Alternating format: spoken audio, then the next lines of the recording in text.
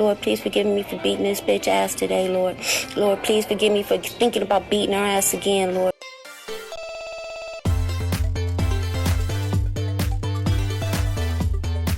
The Bachelor, The Ultimatum, The Bachelorette. There are so many different types of dating shows. Today, I have a list of my favorite ones. Hey, it's Wildflower and welcome back to Wild Recaps. Dating shows really range because you have those that are real and people actually get married, and then you have the fake ones where it's just a game. Most of the fake ones are the ones with a celebrity as the prize, but we'll get to that. The first show we're going to talk about, I think, involves a little real and fake, which is Love is Blind. So obviously there are couples on there who have gotten married, even some with children, I think. But there were some couples who, of course, were just there to be on TV. It was alleged that some of them were even casted, but to fill in spots. And I actually think that's understandable. If you're producing a show and you intend for everything to be real and for all the couples to be genuine, and you have a certain number that you're trying to get, but you naturally just did not find that many candidates who are, worthy and meet your criteria and everything like that, you haven't found the number that you needed, but you still need that number, then yes, I would cast too. So I know that sometimes that make people feel like, oh, the show is fake and everything. It's not like that all the time. Sometimes you really just need to fill in spots because the people that they have, they wouldn't put on TV type of thing, So you might be needing to thank them for doing it that way sometimes. The next show was very fake, but helped jumpstart the reality TV scene as we know it today. Flavor of Love. Flavor of Love aired in 2006 and still has scenes that are laughable today. Y'all remember this? You want some lip chap? Huh? You shouldn't be hitting people. I won't hit you no more. You don't hit me first. I'm sorry if I hit you first, but I don't think I hit you first. I threw your flowers and then you hit me. You hit me with the flowers when you threw them. Well, this isn't the streets of Compton. I don't live in Compton. Well, that's what you said. I said 54th and Crenshaw. That's what I said. This isn't Crenshaw. And when Delicious out saying crazy. Baby, I have been thinking about you. You can sing Delicious? Babe.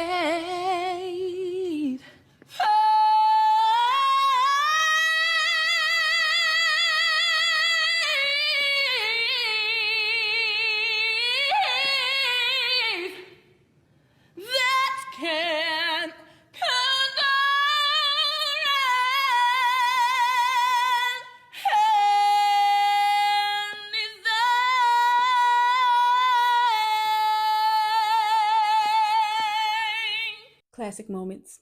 Flavor of Love and celebrity dating shows alike were strictly for our entertainment, although not all of us realized this because we were kids when some of these shows were hot. Our third show is a prank dating show called Hell Date. So on Hell Date, someone would get set up on a blind date by a friend or someone like that, and the date would be normal in the beginning, of course, and completely fine, and then go downhill in a weird way. When the other dater, the actor who got hired to be the embarrassing person on the date, when they get to the height of their performance, that's when a small person comes out and lets the other person who's been set up know that they are on a dating show. And when they come out, people scream a lot of the time. Like, they look down and they scream. Like, it's so funny. The next show is Next. But on Next, there was no surprise like in Hell Date.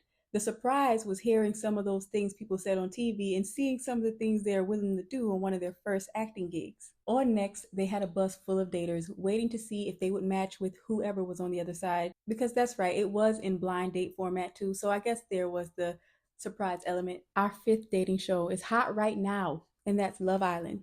Now, I haven't watched it in a while. I think that they have just aired their 7th season this week, 7th or 8th season. But when I did watch it, I was entertained. It's a game show as well, and sometimes you forget that with all the drama that goes on. Our 6th show is basically like Flavor of Love female form. Tila Taquila, A Shot at Love. This one made it to the list over For the Love of Ray J and New York Show and shows like that because it incorporated men and women with a bisexual celebrity guest as the prize. So that already made it different. But this was one of the first shows where they openly had women who liked women, and I think there were even some bisexual guys on there. I don't remember. Back then, they weren't going to have a show with all homosexuals. It just wasn't as accepted as it thankfully is now. So they had a really pretty girl who was bisexual, who was able to bring in the LGBT to the reality TV scene and probably to reality TV altogether. They were pushing the limits with shows like Tila Tequila because the times we were in. If you're enjoying this video, don't forget to like it, Thank you very much. The next show was one of my faves, 90 Day Fiancé. I'm much beautiful than you.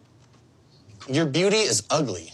Really? A show where Americans find love across the seas, many times over the internet, but there were some cases where they actually went overseas, met their person, and now they want to bring them back to the States. Anyway, many times people were looking for visas, okay? Sometimes the love stories were cute, but I don't know about the seasons now, but the ones back then, they were pretty good. Our last dating show is Love on the Spectrum. This is the only reality show I know of that is about autistic people without being a documentary or something like that. An actual dating show where autistic adults are on the search for what we all want, the big L. This show is definitely love from a different perspective. I also think it educates us on how many people on the spectrum operate much like everyone else. That may be obvious to some, but to those who don't know, I think that watching this show could open their eyes. Now, out of all of these dating shows, Love is Blind and Love Island are the only two that are real and have resulted in actual marriages. There's about 4 marriages from Love Island, I think Google said, but about 9 out of the 13 marriages from Love is Blind are still intact. So I suppose if you're really looking for love and you want to take a chance on one of these shows, go on Love is Blind instead of Love Island. Also, the way that they do Love is Blind is just more mature. I mean,